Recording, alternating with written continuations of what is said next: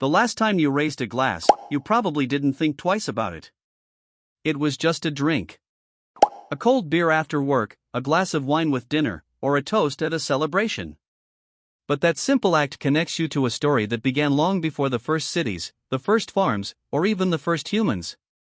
Alcohol isn't just another invention from the ancient world. Unlike the wheel or written language, it wasn't created by people. It already existed in nature, waiting to be discovered. Imagine an ancient forest millions of years ago. Beneath towering trees, ripe fruit fell onto the ground and slowly began to rot. Tiny organisms invisible to the eye transformed the fruit's natural sugars into something new. Without anyone realizing it, the world's first alcohol was being made. Long before our ancestors understood what fermentation was, they were already encountering it in the wild. They couldn't explain why some fruit smelled sweeter or tasted different. They only knew that it was there. But finding naturally fermented fruit is very different from learning how to make alcohol on purpose. So when did that happen? When did humans stop discovering alcohol and start creating it? To find the true origin of alcohol, we have to go back nearly 10 million years, to the dense forests of ancient Africa. The world looked nothing like it does today. There were no villages, no campfires, and no human voices. Only forests filled with the sounds of birds, insects, and our distant primate ancestors searching for their next meal. Fruit was one of the most valuable foods they could find. It was packed with natural sugar and energy, but it didn't stay fresh for long. Once it fell to the forest floor, wild yeast settled on its skin and began feeding on those sugars. Within days, fermentation had started, producing small amounts of alcohol completely naturally. The smell of fermenting fruit carried through the forest, making it easier to find than fresh fruit hidden high in the trees. For hungry primates, that scent often meant an easy meal waiting below. Over countless generations, those that could recognize the smell of ripe, fermenting fruit had a better chance of finding food before it disappeared. No one was trying to get drunk. They were simply following the scent of survival. Yet that ancient instinct may have quietly shaped our relationship with alcohol long before humans had the knowledge or the tools to make it themselves. By the time the first humans appeared, alcohol was already part of the natural world. They didn't invent it. They simply inherited a world where fermentation happened on its own. As they wandered through forests and open grasslands, they regularly found overripe fruit, wild berries, and honey that had begun to ferment naturally. But humans had something their ancestors lacked: curiosity. Instead of simply eating what they found, they began noticing patterns. Fruit left untouched for days tasted different. Honey stored in tree hollows slowly changed. Sweet juices collected in rock pools developed strange flavors after sitting in the sun. Again and again, nature repeated the same process. At first, these encounters were almost certainly accidents. No one understood why food changed or what caused it.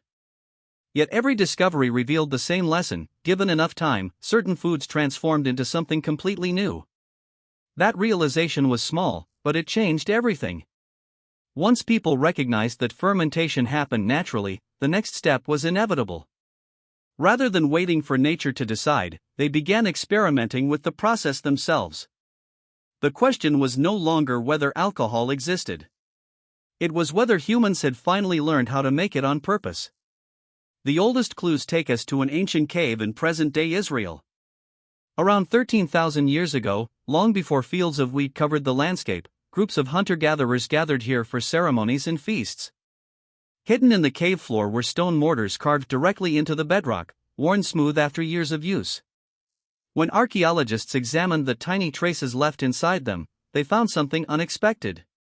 Grains had been crushed, soaked, allowed to sprout, and then fermented. These weren't random leftovers from preparing food. They matched the steps needed to produce a primitive form of beer. What makes this discovery so remarkable is that these people were not farmers. They hadn't domesticated crops or built permanent villages. Every grain had to be collected from the wild, making the process slow and demanding. Yet they still invested the time and effort to brew. That discovery challenged a long-held belief. For years, many assumed alcohol appeared only after agriculture transformed human life. But this cave suggests the opposite. Brewing may have begun while people were still living as hunter-gatherers.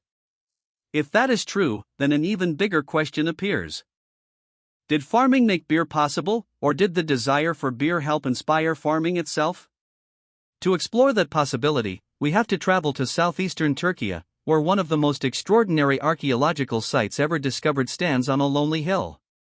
Massive stone pillars, some weighing several tons, were carefully arranged into enormous circles and carved with detailed images of wild animals. The most surprising part wasn't the monument itself. It was when it was built. These structures appeared before permanent farming villages became common. The people who raised them were still hunter-gatherers, yet they somehow organized hundreds of workers to quarry, transport, and position gigantic stones with remarkable precision. Why would a mobile society take on such an enormous project? Excavations uncovered large stone containers that once held fermented grain, suggesting that huge gatherings may have taken place here. People likely traveled from distant regions to celebrate, perform rituals, share food, and drink together. These feasts may have strengthened alliances, built trust between communities, and encouraged people to return again and again. If large gatherings required enormous amounts of grain for brewing, collecting wild plants may no longer have been enough. Growing grain in one place would have become a far more reliable solution. Perhaps agriculture wasn't simply about feeding growing populations. Perhaps it also began with the desire to fill another cup. As farming spread across different regions, brewing changed from an occasional experiment into a carefully repeated process.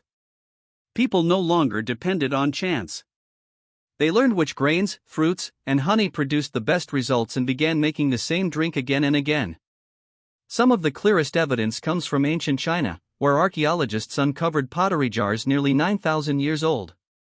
Inside them were tiny chemical traces left behind by a fermented drink made from rice, honey, fruit, and wild berries. This wasn't a single ingredient left to spoil.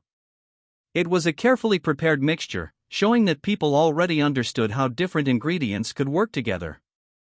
Around the same time, other communities were discovering their own methods. Different climates produced different recipes, but the idea was always the same: combine natural sugars with water, give yeast time to work, and let nature complete the transformation. Alcohol was no longer an accident of the forest. It had become part of human knowledge, passed from one generation to the next. What began as curiosity had turned into tradition. And as villages grew into powerful civilizations, alcohol stopped being just another drink. It became a source of food, trade, celebration, religion, and even survival itself.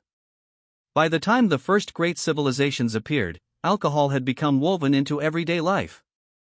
In ancient Egypt, beer was far more than a drink enjoyed at celebrations. It was a daily necessity. Workers received it as part of their wages, families drank it with meals, and large quantities were brewed every single day. There was a practical reason for this. Water taken directly from rivers or canals was not always safe to drink. During brewing, the heating and fermentation process made beer a more reliable choice in many situations. It also contained valuable calories, helping people who spent long days farming fields, shaping stone, or building monuments under the hot sun. But alcohol wasn't important only because it provided nourishment. It also became part of religion, festivals, and community life. People shared drinks during ceremonies, offered them in temples, and included them in burial traditions, believing they would accompany the dead into the next world. By now, alcohol had become much more than fermented grain or fruit. It connected neighbors, strengthened traditions, and helped shape entire societies. Yet this incredible journey still leaves one final question. Looking back across millions of years, what does the story of alcohol really reveal about the story of humanity itself? When you look at the entire timeline, the story becomes extraordinary. Millions of years ago, our distant ancestors encountered naturally fermented fruit in the forests of Africa. Thousands of years later, hunter-gatherers were deliberately brewing simple drinks before agriculture had fully taken hold. As villages emerged, recipes became more refined, and alcohol spread across the ancient world. Eventually, it found its place in homes, temples, feasts, and the foundations of the world's earliest civilizations. So, when did humans first drink alcohol? The honest answer is that no one can point to a single day or a single person. It wasn't one discovery or one invention.